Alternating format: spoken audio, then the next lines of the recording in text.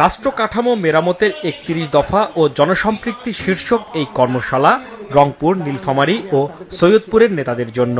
London থেকে virtually যুক্ত হয়ে বিএনপির ভারপ্রাপ্ত চেয়ারম্যান তারেক রহমান নেতাদের বিভিন্ন প্রশ্নের উত্তরে বলেন, দেশের মানুষের ভাগ্যের পরিবর্তন হয় বিএনপি এমন রাজনীতি করে। যে পেশারই হোক না কেন, সে আজ যেমনই আছে আগামীকাল যাতে একটু বেটার থাকে, ভালো থাকে, তার ভবিষ্যৎটা যাতে একটু ভালো হয়।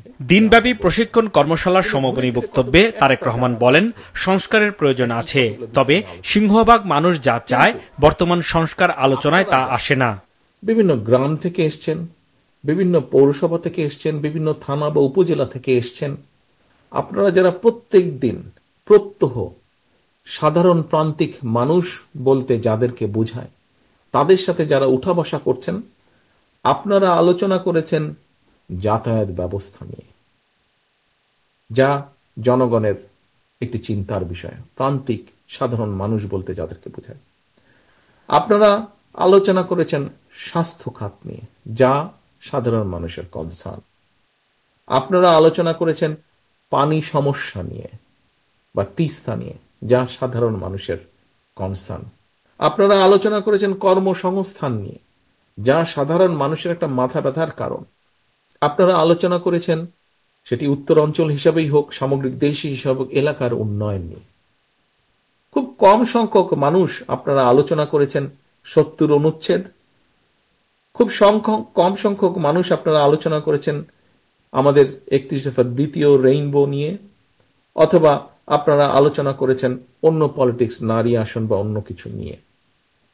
এখানে আলোচনার মেজরিটি, সিংহভাগ অংশ হচ্ছে মানুষের সমস্যা নিয়ে, মানুষের সুবিধা অসুবিধা নিয়ে। কিন্তু আমরা যদি রিফর্ম বা সংস্কার নিয়ে সরকার বলুন, বিভিন্ন ব্যক্তিবর্গের বিভিন্ন কথাবার্তা বলুন, তার মধ্যে কিন্তু আপনাদের সিংহভাগ মানুষ যেগুলো জানতে চেয়েছেন, বলতে চেয়েছেন, তা কিন্তু সেভাবে আসে না। বেশ একটি ইন্টারেস্টিং বিষয়, নিশ্চয়ই খেয়াল করেছেন। তারেক রহমান আশা প্রকাশ করেন, বিএনপি সরকার গঠন করবে, এজন্য নেতাকর্মীদের ভালো কাজ করতে হবে এবং আত্মবিশ্বাসী হতে হবে। আমাদের সেই অদৃশ্য প্রতিপক্ষ আস্তে আস্তে দৃশ্যমান হচ্ছে, সাথে আরো বিভিন্ন প্রতিপক্ষ কিন্তু তাদের সাথে যোগ করছে। কাজেই দেশের জন্য, দেশের স্বার্থে আমরা যা করতে চাই, এটি যত বেশি সংখ্যক আমরা মানুষের কাছে নিয়ে যেতে পারবো, মানুষের সমর্থন অর্জন করতে পারবো, আমরা আমাদের সেই দৃশ্য বলেন, অদৃশ্য বলেন বা দৃশ্যমান প্রতিপক্ষকে আমরা তত শক্ত, তত জোরালো ভাবে আমরা তাদেরকে মোকাবেলা করতে। হাসনাইন তানভীর, মাছরাঙা সংবাদ, ঢাকা। করার দায়িত্ব এই